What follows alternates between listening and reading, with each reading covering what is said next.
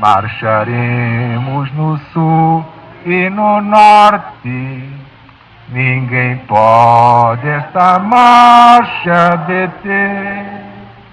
Pois se nós não tememos a morte, a quem é que nós vamos temer?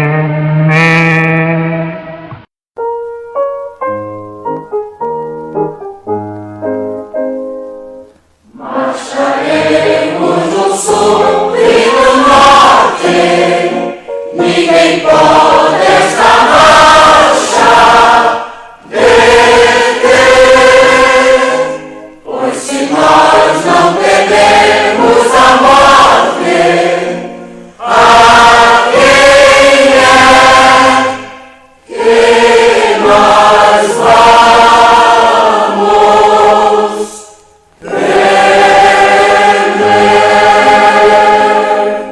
marcharemos no sul e no norte, ninguém pode esta marcha deter. Pois se nós não tememos a morte, a quem é que nós vamos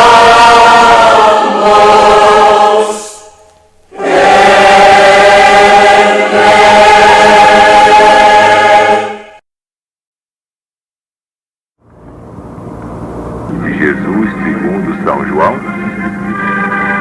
capítulo 14, versículos 6 a 12. E vi outro anjo voar pelo meio do céu, e tinha o Evangelho eterno para o proclamar aos que habitam a terra e a toda a nação, e tribo, e língua, e povo, dizendo com grande voz: temei a Deus e dai-lhe glória, porque vinda é a hora do seu julgamento. E adorai aquele que fez o céu, e a terra, e o mar, e as fontes das águas. E outro anjo seguiu dizendo: caiu Babilônia, aquela grande cidade, que a todas as nações deu a beber do vinho da ira da sua prostituição. E os seguiu o terceiro anjo, dizendo com grande voz: se alguém adorar a besta e a sua imagem, e receber o sinal na sua testa ou na sua mão, também o tal beberá do vinho da ira de Deus, que se deitou, não misturado, no cálice da sua ira, e será atormentado com fogo e enxofre diante dos santos anjos e diante do Cordeiro de Deus. E o fumo do seu tormento sobe para todo sempre, e não tem repouso nem de dia nem de noite os que adoram a besta e a sua imagem, e aquele que receber o sinal do seu nome. Aqui está a paciência dos santos, aqui estão os que guardam os mandamentos de Deus e a fé do Cristo Jesus. É a primeira mensagem. Outra cena, outra cadeia de acontecimentos proféticos é apresentada nestes versículos. Sabemos que assim é, porque os versículos precedentes deste capítulo descrevem um grupo dos remidos no estado imortal. Uma cena que constitui uma parte da cadeia profética, que começa com o primeiro versículo do capítulo 12, e com a qual termine essa cadeia de acontecimentos. Porque nenhuma profecia vai além do estado imortal. E sempre que numa série de profecias somos levados até o fim do mundo, sabemos que a série termina exatamente aí. E o que a seguir é apresentado pertence a uma nova série de acontecimentos. O Apocalipse, em particular, é composto destas séries de cadeias proféticas independentes, como já foi apresentado, de cujo fato antes deste tivemos já vários exemplos. As mensagens descritas nestes versículos são conhecidas como as mensagens dos 3 anjos do Apocalipse 14. Estamos justificados em lhes aplicar os ordinais de primeira, segunda e terceira pela própria profecia, porque o último é distintamente chamado o terceiro anjo, de onde se conclui que o precedente era o segundo anjo e o anterior a este, o primeiro anjo.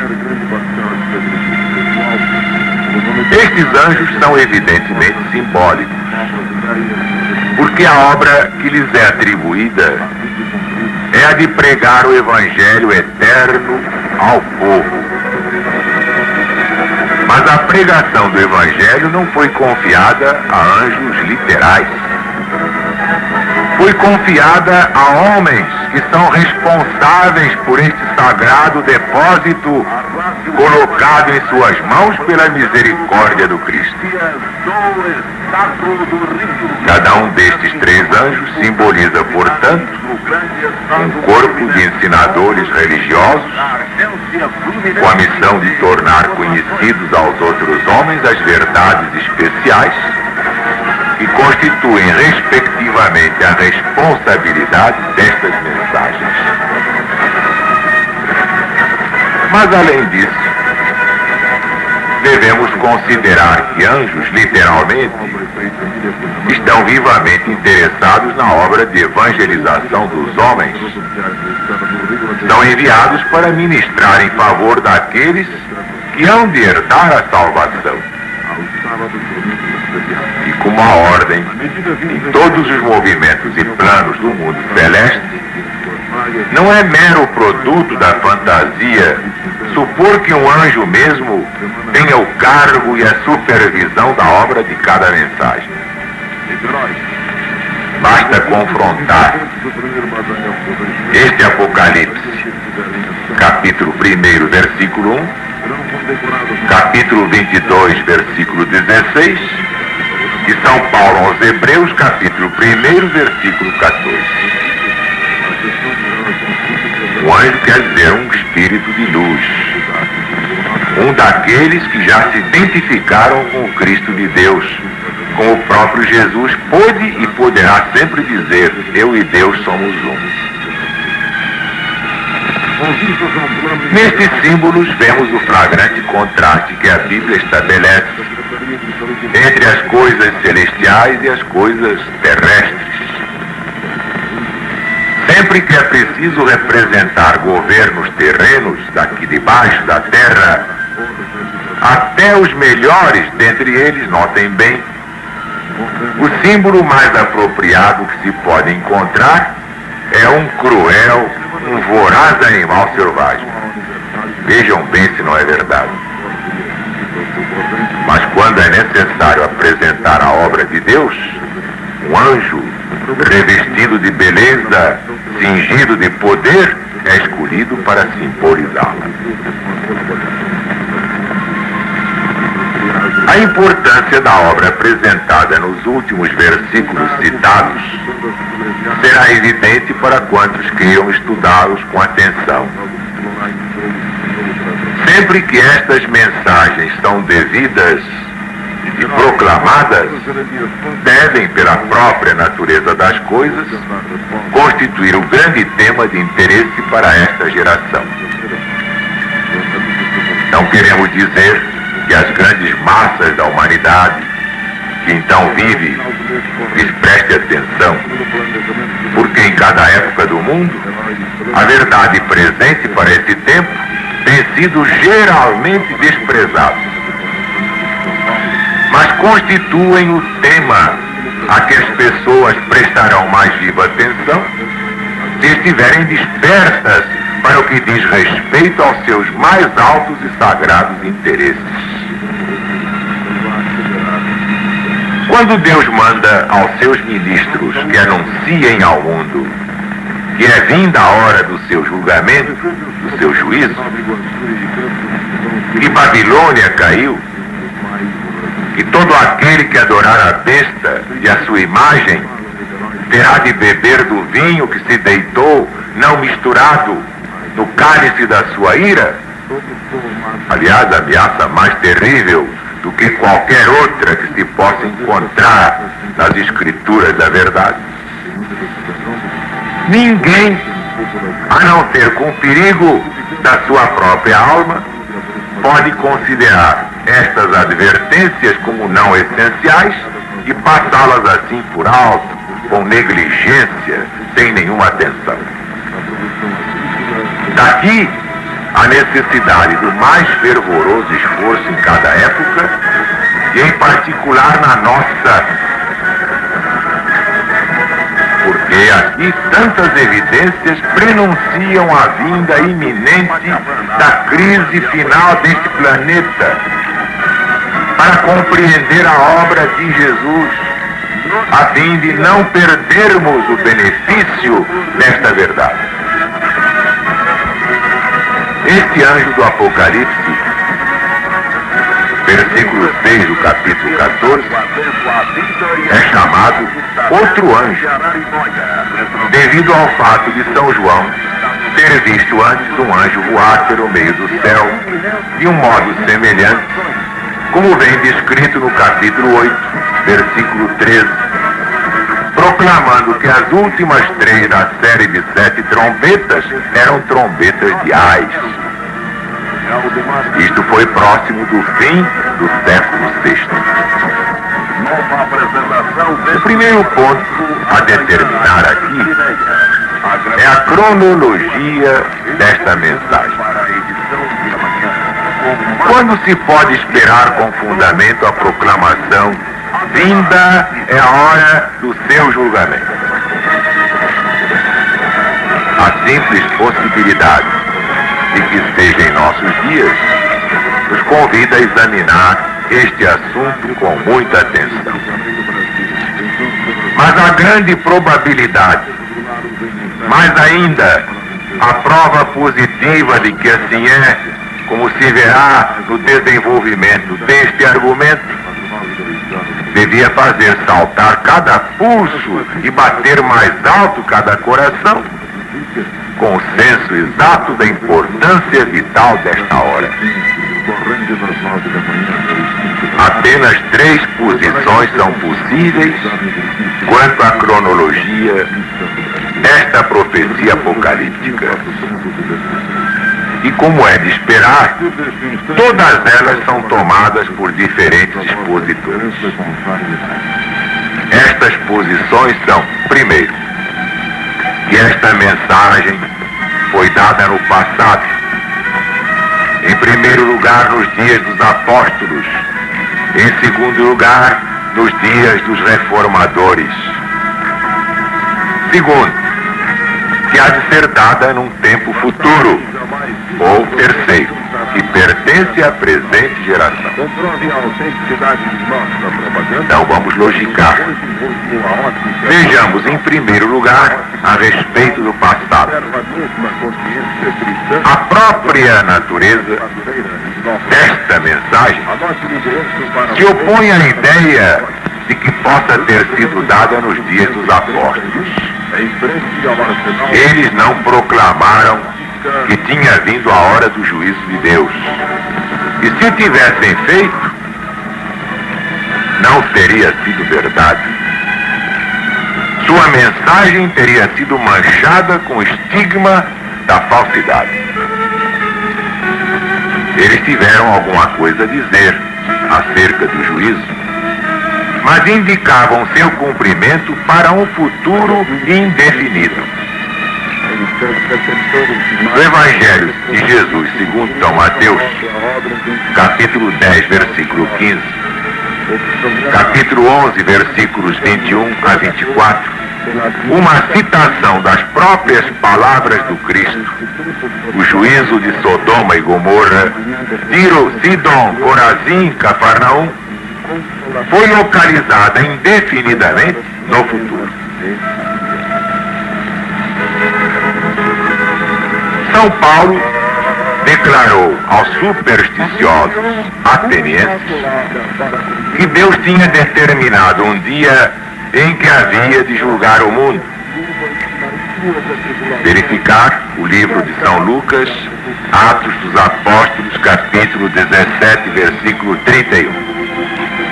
Ele tratou perante Félix da justiça, da temperança e do julgamento vindouro. Atos dos Apóstolos, capítulo 24, versículo 25. Na Epístola aos Romanos escreveu, dirigindo suas mentes para o dia em que Deus teria de julgar os segredos dos homens por Cristo Jesus. Epístola aos Romanos, capítulo 2, versículo 16. Chamou a atenção dos coríntios para um tempo em que todos havemos de comparecer diante do tribunal do Cristo. Segunda Epístola aos Coríntios, capítulo 5, versículo 10. Por seu turno, São Tiago escreveu aos irmãos dispersos que haviam de ser julgados num indefinido tempo do futuro pela lei da liberdade. Tiago, capítulo 2, versículo 12. E tanto São Pedro como São Judas Tadeu falam dos primeiros anjos rebeldes como reservados para o juízo do grande dia, naquela altura ainda no futuro. Basta ver a segunda epístola de São Pedro, capítulo 2, versículo 4. São Judas, versículo 6. Para o qual os ímpios deste mundo estão também reservados. São Pedro, segunda epístola, capítulo 2, versículo 9. Como isto é diferente de fazer soar sobre todo o mundo a declaração aterradora de que vinda é a hora do seu juízo. Som que há de ser ouvido ao se cumprir a solene mensagem que temos agora diante de nós, sem dúvida nenhuma. Desde os dias dos apóstolos, nada aconteceu, pelo menos quanto saibamos nós. Alguém tenha pretendido constituir o cumprimento da mensagem até que chegamos à reforma do século XVI. Alguns parecem dispostos a deter-se aqui, pretendendo que Martinho Lutero e seus colaboradores deram a primeira mensagem e que as duas mensagens seguintes foram apresentadas desde aquele tempo. Esta é uma questão que deve ser decidida mais por fatos históricos do que por argumentos verbais. Por isso, vamos ver se os reformadores fizeram semelhante proclamação. O seu ensino foi amplamente registrado. Os seus escritos foram todos conservados, estão aí nas bibliotecas oficiais. Quando e onde despertaram o mundo com a proclamação de que tinha vindo a hora do julgamento de Deus? Não encontramos registrado que tal fosse a preocupação das suas pregações. Pelo contrário, está registrado que Martinho Lutero fixava o juízo pelo menos uns 3 séculos depois do seu tempo, daí para cima. Estes registros devem ser decisivos no que respeita aos reformadores. Bastando as considerações precedentes para impedir por completo a aplicação da mensagem ao passado, vamos ver a opinião que a localiza numa época futura. Por época futura, entende-se um período a seguir ao segundo advento de Nosso Senhor e Mestre Jesus.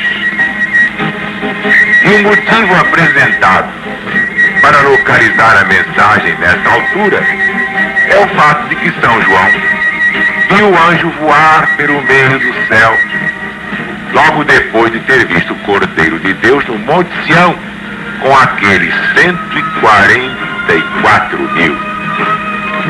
E este é, evidentemente, um acontecimento futuro. Se o livro do Apocalipse fosse uma profecia, digamos, consecutiva,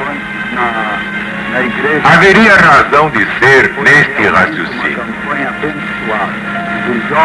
Mas como consta de uma série de cadeias independentes de profecias, e como já mostramos, uma dessas cadeias termina com o versículo 5 deste capítulo, e uma nova começa com o versículo 6. Portanto, essa opinião já não pode mais ser defendida. Basta compreendermos que a mensagem não pode ter o seu cumprimento numa época futura. E, para tanto, basta observar o seguinte. Primeiro, a missão apostólica estendia-se apenas até a ceifa, que é o fim do mundo.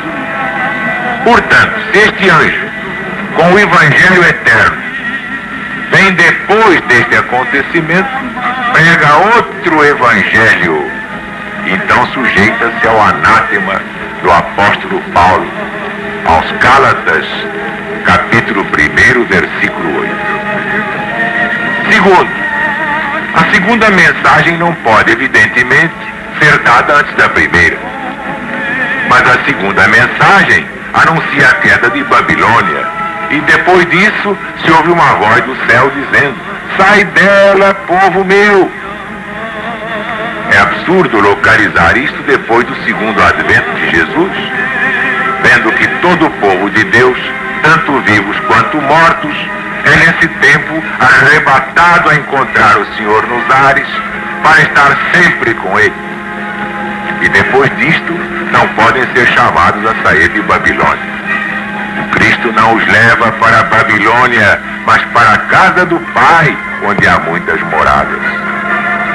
Evangelho segundo São João, capítulo 2, aliás, capítulo 14, versículo 2. Daí por diante. Finalmente, terceiro ponto. Um relance para a mensagem do terceiro anjo, que se deve localizar a uma época futura. No caso de a primeira também o ser, mostra ainda mais claramente o absurdo desta opinião. Esta mensagem adverte contra a adoração da besta, que se refere sem dúvida ao papado. Mas a besta papal é destruída e é entregue às chamas devoradoras quando Cristo vem.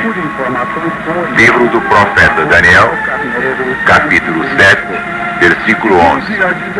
Segunda epístola de São Paulo aos Tessalonicenses, capítulo 2, versículo 8. Vai para o lago de fogo para não mais perturbar os santos do Altíssimo. Neste mesmo Apocalipse, capítulo 19, versículo 20.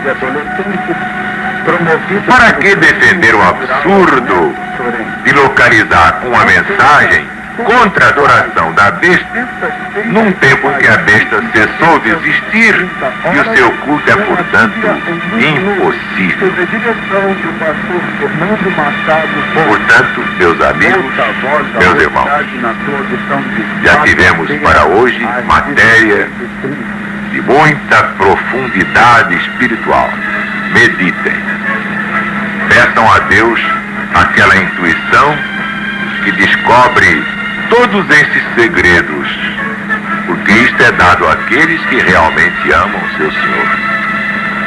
Só verá a Deus quem for sábio e santo. Deus não gosta de santo burro. O santo deve ser inteligente, culto, integrado na sua própria sabedoria. Que a paz de Deus esteja com todos, agora e sempre, e viva Jesus!